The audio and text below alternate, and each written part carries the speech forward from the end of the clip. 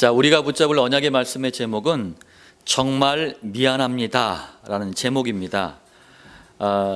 코미디언 중에요, 아마 이럴 분이 없을 것 같은데 미안합니다 라는 표현 때문에 인기를 끈 유일한 코미디언이 한 분 계셔요. 지금은 이제 돌아가시고 안 계신데 이주일이라는 분이에요. 이주일이라는 분이 얼굴이 못생겨서 미안합니다 이 말 한마디로 떴어요. 오늘 그런 정도의 그 우스갯소리에 미안합니다 이런 말이 아닙니다. 저는 복음을 깨달아가면서 이렇게 과거를 돌아볼 때 미안한 것이 있어요. 후배들이나 친구들을 그것도 밥까지 사 먹여가면서 하나님은 없다 정도가 아니고 하나님은 죽었대요. 이게 이제 이렇게 외치는 게 공산주의인데, 공산주의를 그렇게 제가 퍼뜨렸어요. 또 정말 모르고 했습니다. 정말 미안합니다. 또 요즘은 이제 거의 사라지고 없던데요, 제가 이제 대학을 다닐 때만 해도 야간 학교, 야학이 있었어요. 제가 한문을 이제 가르쳤는데 제자들이 이제 결혼해가지고 아이를 낳으면은 이름을 지어달래요.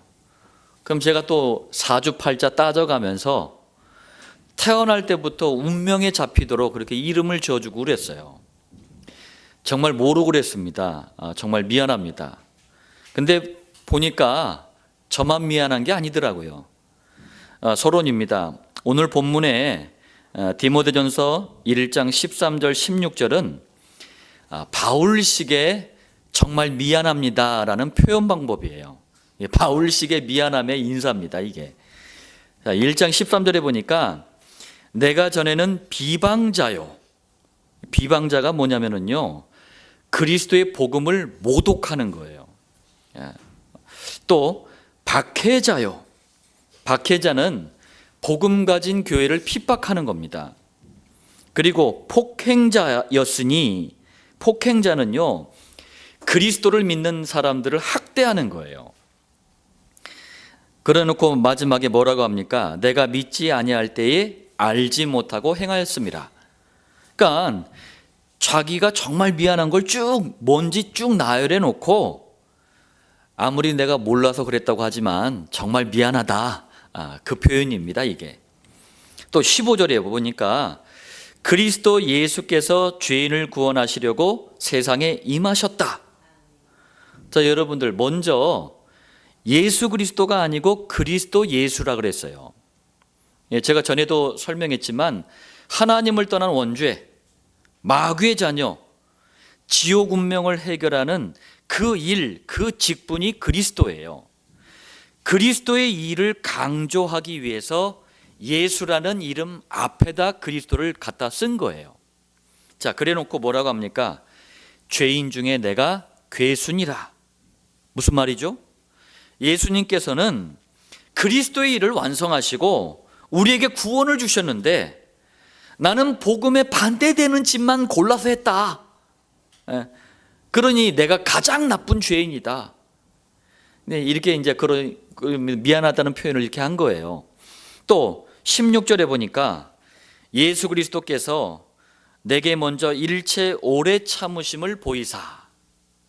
자, 이 말이 무슨 표현이냐면요, 진짜 복음의 원수된 짓만 골라서 한 게 바울이었어요.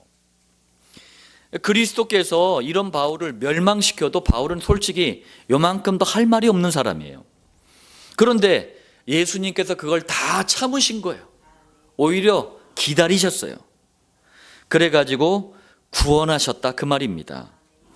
그러니 정말 미안하다 이런 말입니다. 자, 여러분은 어느 때 정말 미안하십니까? 어느 때 미안해요? 여러분들도 성경을 통해서 복음을 알아가면서 아마 이게 좀 바뀔 것 같아요. 전에는 사람한테 단순히 실수하고 누구한테 조금 잘못한 게 미안했는데 복음을 깨달아가면 깨달을수록 진짜 미안한 게 뭐냐면요, 복음에 반대되는 거, 복음과 아무 상관없는 거, 그거 한 그 시간들이 제일 미안하더라고요. 자, 저는요 목사입니다. 또 여러분들과 동일하게 하나님의 사람입니다. 저는 또 전도자입니다. 자, 이런 저에게 지금 생각해 보니 정말 미안한 거 세 가지가 있어요. 이걸 앞으로 제가 정말 감사합니다, 이 표현으로 바꿀 날을 기대합니다. 자, 첫 번째 미안한 게 있습니다. 본론입니다. 정말 미안한 거 첫 번째, 그게 뭐냐면요, 목사인 제가 직접 하지 않은 거예요, 이건. 그런데 인생 모든 문제의 유일한 해답을 복음이라고 그러잖아요. 이 복음이 너무나 지금 오해되어 있어요. 저는 적어도 목사가 돼서 그렇게 하진 않았습니다. 그렇지만 정말 대신 사과드립니다. 정말 미안해요. 자, 이게 무슨 말이냐면요, 지금 한국과 미국 또 전 세계에 거의 대부분의 신학자들이 복음을 오염시키는 정도가 아니에요. 종교다원주의를 가르치고 있어요. 자, 이게 무슨 말이냐면요, 여러분들이 만약에 복음을 대강 알잖아요, 복음을 희미하게 알잖아요, 또 복음에 무지하잖아요. 그러면 기독교가 종교처럼 보여요. 뭐 불교, 유교, 천주교, 뭐 기독교 똑같이 보여요. 자, 복음을 바르게 알지 못하면 다른 종교들과 별다른 차이를 못 느끼는 거예요. 그러니 다른 종교에도 얼마든지 구원의 길이 있다고 가르치는 거예요. 그걸 종교다원주의라 그래요. 다원, 만을 따, 구원하다는 뜻의 원자. 그러니까 구원의 길이 많다 그 얘기예요. 목사로서 이런 헛소리를 막지 못해서 제가 정말 대신 사과드립니다. 정말 미안합니다. 또 두 번째로, 교회 강단에서 지금 많은 목사님들이 자기 자신도 몰라요. 보니까 모르더라고. 자신도 모르는 사이에 복음을 마태복음 16장 14절처럼 가르치고 있어요. 이게 뭐냐면요, 마치 지가 정의로운 사도인 줄 아나 봐. 온갖 폼을 다 잡아요. 그러면서 세례 요한이 상징하는 민주주의, 사회구원, 이것을 마치 복음인 양 가르치고 있다 그 말이에요. 교회 안에 목사들 중에요, 민주주의 해야 된대, 교회가 뭐 권력화되고 이거 타락된 거 고쳐야 된대, 그러면서 세상에 대고 막 떠드는 목사들이 있어요. 그 사람들은 신학을 사회주의 비스무리한 신학을 해서 그래요. 우리 인간이 인간을 개혁할 수가 없어요. 빨리 그 착각에서 벗어나야 됩니다. 그래서 우리에게 복음을 주신 거예요. 또 정말 능력 있는 것처럼 가장을 해요, 자꾸. 그러면서 엘리야가 상징하는 이 신비주의, 육신 체험을 마치 복음인 양 가르치고 있어요. 그러니까 제가 아는 어떤 전도사님이 이제 목회를 해야 되니까 이제 목회를 배워야 되겠다 해가지고 조금 배울 만한 목사님을 막 이렇게 찾아 돌아다니더라고요. 근데 어느 날 포스터를 하나 본 거예요. 불의 사자, 서울에 오시다 해가지고 포스터를 하나 본 거예요. 거기 간 거예요. 갔더니만 아니 휠체어를 탄 이거 옛날 표현으로 안진뱅이고 요즘 이제 장애인이죠. 장애인이 일어난 거예요. 그러니까 막 그 모임이 난리가 난 거예요. 아니 휠체어를 탄 장애인이 일어났으니 난리가 났죠. 그래 이 전도사님이 그랬대요. 이제 이 목사님 내가 쫓아다니면서 배워야 되겠다 해가지고 쫓아다닌 거예요. 그래가지고 어딜 갔느냐? 어딜 갔냐면은 이제 대전에서 하는 그 집회를 따라간 거예요. 대전에서 한 집회를 따라갔더니 거기서도 휠체어 탄 장애인들이 왔는데 장애인 하나가 또 일어난 거예요. 또 난리가 난 거예요. 근데 이 전도사님이 그 휠체어 탄 일어난 그 장애인 얼굴을 가만히 봤는데 어서 많이 본 사람들이에요. 봤더니만 서울에서 일어났던 그 장애인이 대전에서 똑같이 그 장애인 똑같은 사람인 거예요. 뭡니까? 사기예요, 사기. 여러분들 인간은 다 똑같아요. 복음이 능력 있는 겁니다. 자, 또 너무나 훌륭한 것처럼 포장을 해요. 그러면서 자꾸 그 예레미야가 상징하는 게 있거든요. 구제, 사랑, 봉사, 이걸 마치 복음인 양 자꾸 가르치는 거예요. 또 정말 교양 있는 것처럼 행세를 합니다. 그러면서 선지자가 상징하는 게 있어요. 윤리, 도덕, 인격, 수준, 이걸 마치 복음인 양 가르치고 있다 그 얘기예요. 목사로서 이런 가짜 복음을 막지 못해서 정말 미안합니다. 제가 대신 사과드립니다. 그래서 저는 목사이기 때문에 정말 이런 미안함을 가지고 복음에 대해서 이렇게 결단한 거예요. 그 첫 번째가 뭐냐면 고린도전서 2장 2절입니다. 내가 너희 중에서 예수 그리스도와 그가 십자가에 못 박히신 것 외에는 아무것도 알지 아니하기로 작정하였습니다. 이게 무슨 말인 줄 아시겠어요? 정말 그리스도만 알고, 정말 그리스도만 깨닫고, 정말 그리스도만 누리고, 정말 그리스도만 말하는 목사가 되기로 결단했다 그 얘기입니다. 여러분도 이렇게 결단하시길 바랍니다. 그럼 이렇게 묻더라고요, 사람들이. 아니, 목사님, 좋은 게 얼마나 많은데 왜 꼭 그래야 됩니까? 빌립보서 3장 1절에 이렇게 말씀합니다. 너희에게 같은 말을 쓰는 것이 내게는 수고로움이 없고 너희에게는 안전하니라. 자, 이게 무슨 말이냐면요, 세상에 좋은 것, 훌륭한 것, 뛰어난 것, 이거 싹 다 경험한 사람이 바울이에요. 바울이 지금 이런 고백을 한 거예요. 자, 바울은 같은 말만 한 사람이에요. 같은 말이 뭡니까? 그리스도만 말한 사람이에요. 그리스도만 말한 전도자가, 같은 말만 한 전도자가 바울이에요. 그리스도는요, 그럼 왜 같은 말만 했느냐? 그리스도는 깨달으면 깨달을수록 평안이 와요. 깨달으면 깨달을수록 축복이 와요. 그렇기 때문에 그리스도만 말하는 것이 전혀 수고롭지 않았던 거예요. 그리고 그리스도만 말하는 것을 듣는 성도들에게 똑같은 축복이 오는 거예요. 그리스도만 들으니 저주와 재앙을 해결하는 유일한 해답이 내 것이 되는 거예요. 그리스도만 들으니 실패와 고통을 끝내는 완전한 해답이 내 것이 되는 거예요.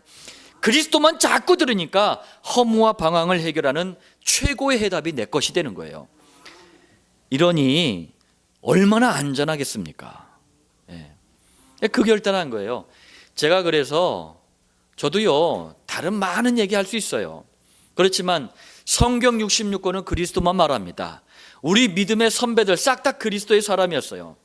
성경과 교회사를 보니, 또 현장을 보니 제 양심이요, 그리스도만 말해야 되겠다, 이 결단이 나오더라고요. 저는 그래서 이상해요.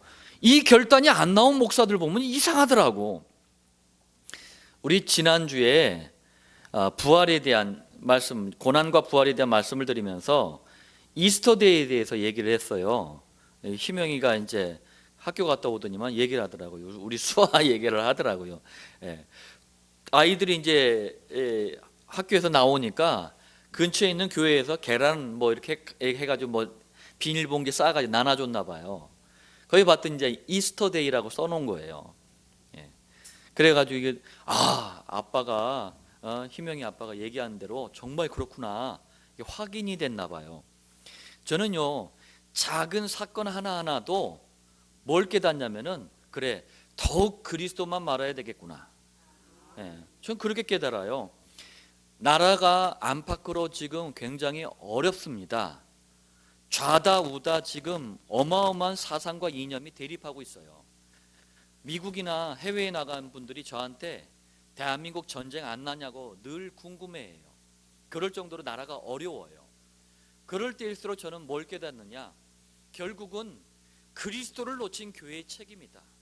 그리스도를 말하지 않는 목사의 책임이다. 그렇기 때문에 저는 더욱더 그리스도만 말해야 되겠다, 이 결단을 하는 거예요. 두 번째입니다. 정말 미안한 거 두 번째가 있어요. 하나님의 사람인 제가 직접 하지 않은 거예요. 이거는 직접 하지 않았더라도 하나님을 누리는 가장 좋은 방법이 기도입니다. 그런데 이걸 너무 오해되게 만들어 버렸어요. 제가 대신 사과합니다. 정말 미안합니다. 자, 이게 무슨 말이냐면요, 지금요 교회 다니는 분들이 기도하지 말아야 될 것은 죽어라 기도를 해. 그런데 정작 기도해야 될 것은 또 관심이 없어. 죄송합니다. 미안합니다. 우리가 그렇게 만들었어요. 목사의 책임이에요. 교회의 책임이에요. 자, 이걸 예를 들어 보겠습니다. 마태복음 6장 31절 32절에 염려하여 이르기를. 무슨 말이죠? 기도를 하기는 하는데 염려까지 해가면서 이걸 기도한다는 거예요. 뭘요? 무엇을 먹을까? 무엇을 입을까? 무엇을 마실까? 이걸 갖다 염려까지 해가면서 기도를 해요. 기도에 응답하시는 예수님이 직접 말씀하셨어요. 하지 마라. 이런 기도 하지 말라. 왜요? 이는 다 이방인들이 구하는 것이라. 이런 기도는요, 정한 수 떠놓고 저기 불상 앞에서, 저기 돌이나 나무 앞에서, 마리아상 앞에서 기도하는 불신자들이 주구장창 기도하는 기도 제목이 이거예요. 단 한 번만이라도 전도 현장에 한번 가보세요. 불신자들이 뭘 기도하는지 한번 들어보세요. 전부 의식주 문제 가지고 죽어라 귀신들한테 기도합니다. 그러니까 하지 말라는 거예요. 그런데 교회 안에 들어보세요. 예수님 사랑해요 이래, 예수님 알라뷰 막 이래 놓고 예수님 말을 안 들어. 이거 예수님이 직접 하신 말씀이에요. 아예 뭐 말 안 듣는 정도가 아니야. 목사가 나서 가지고 주여 삼창합시다 하면서 의식주 문제 가지고 기도하자고 막 주여 막 이래. 그러니까 성도, 이 평신도들은 막 울부짖어 가면서 이거 가지고 기도를 해. 그래 놓고 막 하는 말을 그래요. 하나님 사랑해요 그래. 이거 하나 말씀 하나 무시하면서 또 하나님 사랑해요 이래. 그럼 제가 이렇게 얘기하니까 혹 이런 분들이 있더라고요. 아니 그럼 목사님 이게 필요 없습니까? 이거 기도해야 되는 거 아닙니까? 아닙니다. 기도 안 해도 됩니다. 왜 그래요? 너희 하늘 아버지께서 이 모든 것이 너희에게 있어야 할 줄을 아시느니라.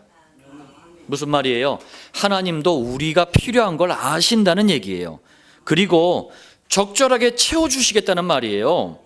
뿐만 아니라 솔직히 여러분 생각해 보세요. 이런 것은 열심히 뛰고 노력하고 애쓰면 오는 거 아닙니까? 우리가 왜 이걸 기도해요? 또 두 번째로 요한복음 6장 26절이에요. 우리 주님이 또 말씀하신 겁니다. 너희가 나를 찾는 것은 무슨 말이에요? 왜 기도하냐? 왜 부르짖냐? 그 말이에요.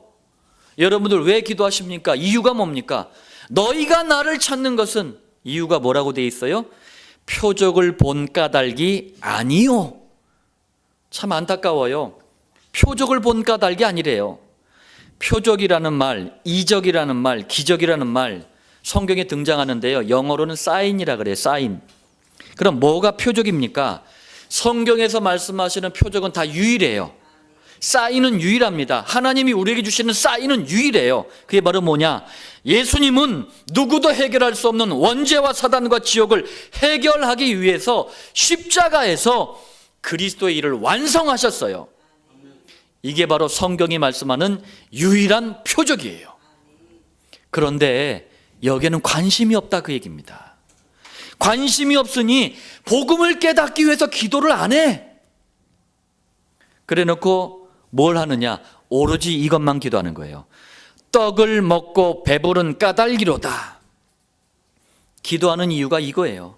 여러분 떡이 뭡니까? 돈, 명예, 권력, 성공, 출세, 좋은 데 가고 뭐 결혼 잘하고 뭐 직장 좋은 데 가고 미래가 괜찮고 이거 한번 들어보세요. 이 떡이 뭡니까? 불신자들도 주구장창 그 귀신들한테 하는 기도 제목이에요. 물론 성도들에게도 이거 필요합니다. 그렇지만 기도 제목은 아니에요. 왜요? 하나님도 우리에게 필요한 줄 아시기 때문이고, 이런 것은 다시 한번 얘기합니다만 힘쓰고 애쓰고 뛰고 노력하고 최선을 다하는 일반 은총이에요. 그러면 오는 거예요. 이걸 일반 은총이라 그래요. 그렇기 때문에 이런 걸 기도 제목이라고 하지 않는 거예요. 제가 이렇게 가르치지 않았더라도 하나님의 사람으로서 정말 미안합니다. 여러분들 기도를 바꾸세요. 두 번째로 잘못된 기도 방법들이 너무 많아요. 그런데 이게 마치 성경적인 것처럼 올바른 기도 방법인 것처럼 그렇게 돼버렸어요. 어떻게 하면 좋습니까 이거? 첫 번째로 떡만 구하는 육신 기도. 제가 떡 뭔지 말씀드렸잖아요. 하나님 떡 주세요. 예. 할렐루야 떡 주세요. 믿습니다 떡 주세요. 떡. 모든 목적이 떡이야. 또 자신도 죽이고 남도 죽이는 율법적인 기도가 있어요. 율법주의적인 기도. 이거는요 아주 그냥 죄송한 표현입니다. 골 때리는 기도예요. 기도하는 이 율법주의적인 기도를 배운 분들은요, 하나님 우리 교회에 왜 이렇게 수준 낮은 인간만 보내주십니까? 예? 수준이 안 맞아서 같이 못 놀겠습니다 하나님. 이렇게 기도를 해요. 제가 그런 분들이 있다라면 제가 말씀드리고 싶어요. 너나 잘하세요. 예. 세 번째입니다. 자기가 세운 공로, 인격, 수준, 윤리, 도덕 이런 것들을 인간의 의라 그래요. 인간의 의를 마치 기도응답의 조건으로 착각하는 걸 종교 기도라고 합니다. 또 자꾸요 이 몸, 육신으로 뭔가를 체험하려고 하는 게 신비주의 기도예요. 제가 아는 목사님이 밤에 이제 밤잠을 설쳤는지 목이 뻐근하대요. 근데 이제 제가 아는 또 한 분 다른 목사님이 왔어요. 근데 그 목사님이 자칭이 이제 신령하다 이제 이렇게 하는 목사님이었어요. 그러니까 이 목이 조금 아픈 목사님이 그 목사님한테 부탁하더라고요. 목사님 기도 좀 해주세요 그러는 거예요. 그때 이 신령한 목사님이 어떻게 하냐, 목에다 손을 딱 대는 거예요. 딱 대면서 이러는 거예요. 목사님 불 들어갑니다. 불. 예. 뜨거워도 참으셔야 돼요. 불. 제가 옆에서 보고 있다가 웃어버렸어요. 그럼 어떻게 됐느냐? 바로 좀 있다가 파스 붙이고 물리치료 받으러 병원 갔어요. 그러니까 이런 웃지 못할 코미디 같은 일들을 왜 그렇습니까? 배운 게 그거예요. 자, 제가 이런 기도 방법을 절대로 가르치지 않았습니다. 그렇지만 하나님의 사람으로서 교회가, 우리 목회자들이 이렇게 된 거 정말 미안하게 생각합니다. 그래서 하나님의 사람인 제가 이런 미안함을 가지고 기도에 대해서 이렇게 결단한 거예요. 첫 번째, 무엇을 마실까, 무엇을 먹을까, 무엇을 입을까 이런 기도가 아니고 마태복음 6장 33절처럼 너희는 먼저라는 게 뭡니까? 우선순위를 얘기하는 거예요. 그의 나라가 뭡니까? 하나님의 나라. 하나님의 나라가 세계복음화예요. 전도와 선교예요. 그의 의를 구하라. 하나님의 의, 그의 의, 이게 뭡니까? 그게 그리스도예요. 인간의 의 가지고는 구원받을 수 없기 때문에 하나님의 의 대신 그리스도가 오셔서 구원의 길을 열어주신 거예요. 이것 두 가지 가지고 기도하는 거예요. 예. 골로새서 4장 3절, 바울이 골로새 교회에 기도한 부탁입니다. 그런데 희한하게 똑같아요. 보세요. 하나님이 전도할 문을 우리에게 열어주사. 무슨 얘기예요? 원죄 사단 지옥에 묶인 현장에 하나님의 나라인 세계복음화의 축복이 임하도록 기도해달라 그 얘기입니다. 그의 나라, 똑같은 말이에요. 또 그리스도의 비밀을 말하게 하시기를 구하라. 원죄 사단 지옥을 해결하는 하나님의 의 되시는 그리스도, 이걸 위해서 기도해라. 뭡니까? 그의 의를 구하라. 성경은요 구약과 신약의 기도가 굉장히 많이 나오는데 그 내용을 살펴보면요 똑같아요. 이 말은 뭡니까? 하나님이 원하시는 기도 제목은 똑같다는 얘기예요. 그러니까 여러분들이 성경에서 말씀하는 기도 제목 가지고 기도하세요. 그러면 뭡니까? 나머지는 하나님이 알아서 여러분들의 걸음을 인도해 가시는 거예요. 자, 본론 세 번째입니다. 정말 미안한 거 세 번째가 있어요. 뭐냐면은 전도자인 제가 직접 하지 않은 겁니다. 직접 하지 않았더라도 모든 축복의 통로가 전도인데 이 전도를 너무 오해시켜버린 거예요. 제가 정말 미안하게 생각합니다. 자, 이게 무슨 말이냐면요, 사람을 살리는 유일한 방법인 가장 중요한 이 전도가 악용이 되고 있어요. 어떻게 해요? 쉽게 말하자면은 전도를 교회 부흥의 수단으로만 생각을 해요. 사람 모으는 프로그램, 사람 모으는 방법으로만 전도를 생각하는 거예요. 제가 기가 막힌 전도법을 알아요. 라이터 전도법이 있어요. 라이터 전도법이 뭐냐면은 이 라이터를 하나 주머니에 떡 넣고 가는 거예요. 넣고 가다가 길 가는 사람 딱 잡고 손을 잠깐 손금 좀 봐드릴게요 하면서 손을 딱 피게 그려놓고 라이터를 한번 뜨겁게 딱 켰다 끄는 거예요. 그럼 이 사람이 뜨거워 하면 지옥은 이거보다 더 뜨겁습니다. 이게 라이터 전도법이에요. 진짜 지옥 맛을 한번 보여줘야 돼. 그런 인간들은 이렇게 황당한 걸 하고 있는 거예요. 성경은 너무 간단하게 전도를 너무 편안하게 너무 점잖게 너무 확실하게 얘기하는데 이상하게 하는 거예요. 제가 아는 또 선배 목사가 한 분 있어요. 이분은 이 전도법 세미나를 하는데 어떻게 하느냐, 목사들 막 이렇게 모아놔.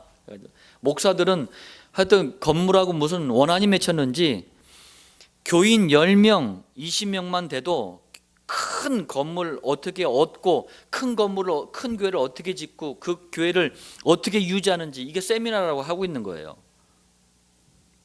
그러니까 불신자들이 욕을 하는 거예요. 자, 제가 이렇게 하지 않았더라도 전도자로서 정말 미안합니다. 두 번째로 성경은요, 전도를 가장 축복된 일로 말씀하시는데 교회에는요, 잘못된 전도가 판을 치고 있어요. 전도하려면은 특별한 은사나 능력이 있어야 된대. 그래가지고 자꾸 이상한 체험을 시켜주는 거예요. 그걸 신비주의라 그래요. 여러분들, 이 말이 맞다면 자그마치 30가지가 넘는 질병을 가진 사람이 있었어요. 존 칼빈은 전도 못해야 되는 게 맞는 거 아닙니까? 이 논리대로 하자면 훌륭한 전도자 아닙니까? 이 논리대로 하자면 두 눈을 잃어버렸어요. 시각장애인입니다. 페니 제인 크로스비예요. 이 사람 전도 못해야 맞는 거 아닙니까? 전 세계에서 가장 많이 전도한 전도자예요. 우리에게 특별한 능력과 은사가 필요 없다니까요. 전도하려면요 또 특별한 배경, 조건이 있어야 되는데 그래가지고 막 부담을 줘. 막 돈 벌어라, 성공해라, 막 줘. 이 말이 맞다면 단순 무식 과격한 집단이 초대교회예요. 난 놓고 기억자도 몰라. 초대교회는 그럼 전도 못해야 맞는 거 아닙니까? 초대교회 어땠습니까? 당대 최고의 강대고 로마를 복음화하고 당대 복음한 교회가 초대교회예요. 절대 그렇지가 않아요, 여러분들. 또 요즘은 말로만 가지고는 안 된대. 그래가지고 물량 공세를 막 퍼부어. 그러니까 교회가 세상으로부터 욕을 먹는 거예요. 복음으로 사람을 살리지 않고 물질 가지고 자꾸 뭘 하려고 하니까 저기 중국 문 열렸을 때, 러시아 문 열렸을 때 엉망진창으로 해버린 거예요. 가가지고 신비주의로 막 은혜다 하면서 신비주의 퍼뜨리고 물질 가지고 막 줘버리고. 그러니까 교회를 딱 열면은 이 중국 사람들, 러시아 사람들이 와가지고 이 교회는 뭐 줘요 하고 물어봐요. 그냥 문 닫히는 거 보세요. 핍박이 괜히 핍박이 오는 게 아니에요. 이유가 있는 겁니다. 교회가 이 짓을 하고 있는 거예요. 돈 가지고 세상을 살리는 게 아니지 않습니까? 물질 가지고 세상을 살리는 게 아니지 않습니까? 제가 이렇게 하지 않았더라도 전도자로서 정말 미안합니다.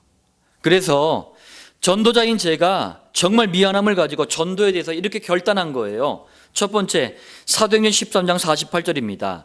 이방인들이 듣고 기뻐하여. 이방인들이 누굽니까? 불신자예요.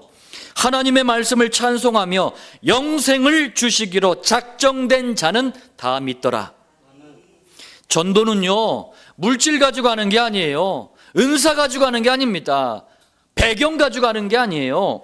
전도는 그리스도 안에 있는 영원한 생명을 하나님이 주시겠다고 작정한 사람을 찾는 게 전도예요. 7천 목장은 이런 사람들을 찾아내는 성경적인 전도 방법이에요. 두 번째, 사도행전 5장 42절을 보세요. 그들이 날마다 성전에 있든지 집에 있든지 예수는 그리스도라고 가르치기와 전도하기를 그치지 아니하니라. 전도 방법이 나오잖아요. 어떻게 했대요? 이 사람들은요, 전도의 배경 조건, 전도할 수 있는 사회적인 배경 조건이 요만큼도 없는 사람들이에요. 뭐 가지고 했대요? 복음 가지고 한 거예요. 예수님이 그리스도다. 이거 가지고 한 거예요. 임마누엘 교회와 7천 목장은 이거 가지고 하는 겁니다. 그래서 제가 결단한 거예요. 제가 언제가 한번 주일 강단 말씀을 통해서 말씀드릴 때 이런 말씀을 드렸어요. 당장 다음 주에도 10만 명 모을 수 있습니다. 제가 그런 표현을 했어요. 그랬더니 목장에 갔더니 성도님들이 그러더라고요. 목사님 어떻게 10만 명 모읍니까? 말 안 할래.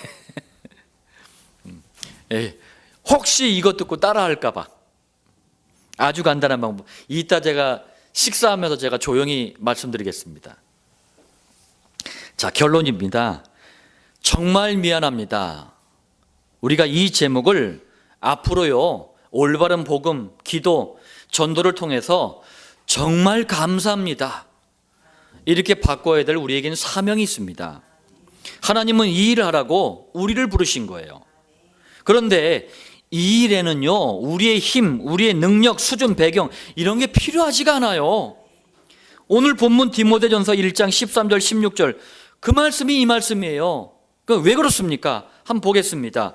13절에 보니까 긍휼을 입은 것은, 이 무슨 말씀인지 아시겠어요? 그리스도가 먼저 우리의 연약한 무능함을 알고 돌보신다, 그 얘기입니다. 그러니까 우리의 힘과 능력이 필요 없는 거예요. 우리는 복음만 붙잡으면 돼요. 14절에 보니까 우리 주의 은혜가 그리스도 예수 안에 있는 믿음과 사랑과 함께 넘치도록 풍성하였도다.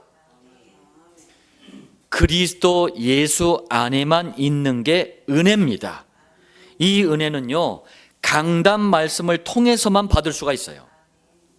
그래서 강단 말씀을 통해서 매주마다 부어주시는 이 은혜를 받을 때 올바른 믿음이 생겨나는 거예요.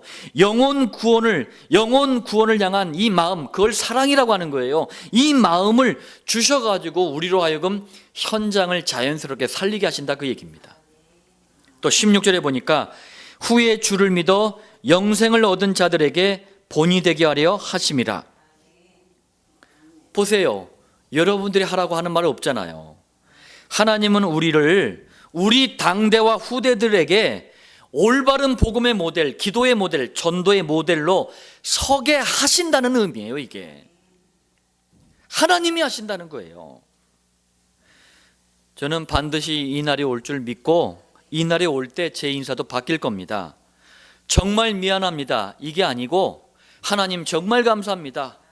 임마누엘 교회와 7천 목장 정말 감사합니다. 우리 성도님들 정말 감사합니다. 제 인사가 이렇게 바뀔 겁니다. 이런 날을 기대하면서 현장에서 올바른 복음 기도와 전도의 증인 되시길 예수님 이름으로 축복합니다.